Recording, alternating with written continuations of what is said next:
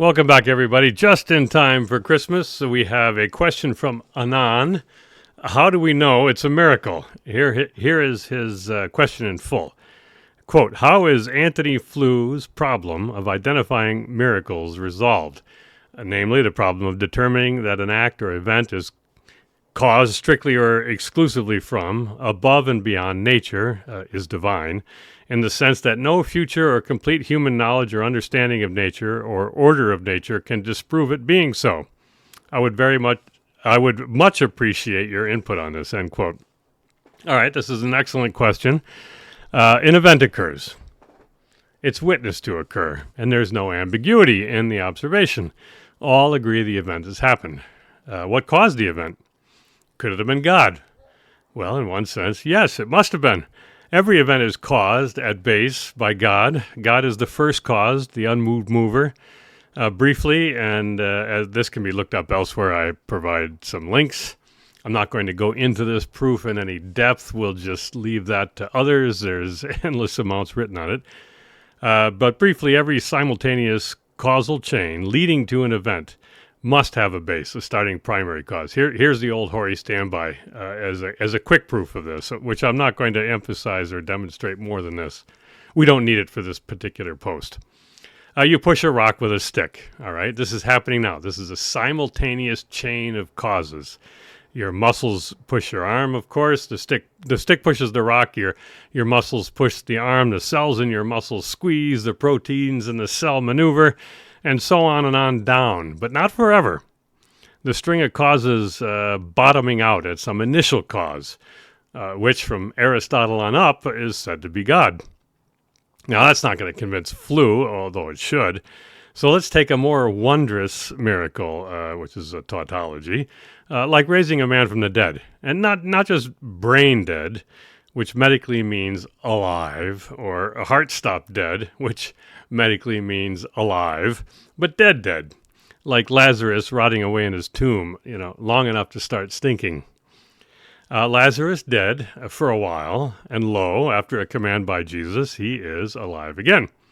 No ambiguity here. It is the Lord. He commanded it. It happened. Belief is the only choice, a miracle, unless you employ what I call the alternate explanation fallacy. This says that any alternate explanation for the event is sufficient to disprove the miracle. Now, it's easy for us today to think of alternate explanations for Lazarus. Say the author of the story lied, or the witnesses at the time were mistaken. Lazarus was merely ill. On and on. There's no proof for any of these alternate explanations, and none is ever offered. All that is required is at least one alternate explanation can be thought of. Now recall, and this is material I go over in my book Uncertainty. I have a link to the blog on articles you can read on this kind of stuff. But let's recall that uncertainty is not belief or disbelief. Belief itself is an act, a decision. You move from uncertainty into a prediction or a decision of some kind. Uncertainty is a deduction based on whatever evidence you accept. For instance, you suspect, but obviously cannot prove, Lazarus's witnesses were lying, because people lie all the time about the wonderful, you think. This is enough to move the miracle from certain to uncertain, true, but it's not even close to moving disbelief into certainty, or even into likely. Yet you still jump, act, decide, predict, however you want to call it, that it was mundane if you want to believe it was mundane, even though there is uncertainty. The alternate explanation fallacy is obviously a fallacy if you conclude no miracle with certainty. So that even if the only evidence against a material is the alternate explanation, one can be thought of with no proof for the alternate explanation except desire, then there is no good reason to doubt the miracle. Now, we think, this is getting to Flew's point here, we think that Lazarus rising is a miracle because we know such things cannot be done. That is, there is no known cause, and plenty of reasons to think that such a cause is impossible of raising a man from the long dead. And even if in the future one is discovered, one certainly wasn't available at the time the story was written. If it happened then, Lazarus rising from the dead, there are no alternate explanations. The only cause is a miracle, and therefore it's rational to believe. Same with turning water into wine by command. It should be impossible. It wasn't. It happened. It's a miracle. Now, there's plenty of other cases, however, where ambiguity is present. We see this in medical cures that happen spontaneously, where the doctors involved profess ignorance of the cause. Well,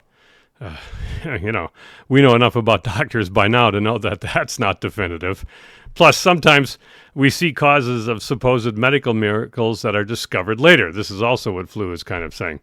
This is why the church takes, or at least used to take, great care with claims of miracles to wait and sort all the evidence in an attempt to remove ambiguity, which isn't always possible. Uncertainty can remain, but decisions still must be made. Was this a miracle or not? We need to decide.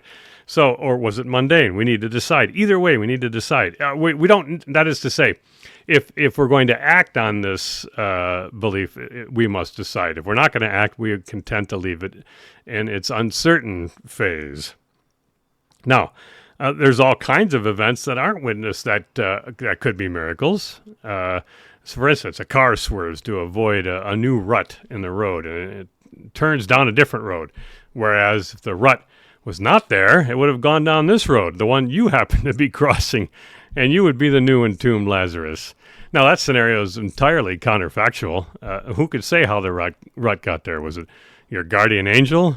Or was it natural, guided by only by secondary causes? Yet, if there are secondary causes, there must be a primary cause, as we discussed above. Now, we can't say everything about miracles in a 10-minute podcast or in 800 words. We can say that no matter what, whether you decide miracle or mundane, faith is involved. You're moving from the uncertain to the certain, and you're making an act, a decision, and for which there is no final proof except faith.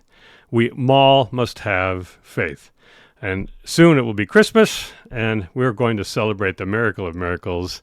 And in this, I have faith. Merry Christmas, everyone.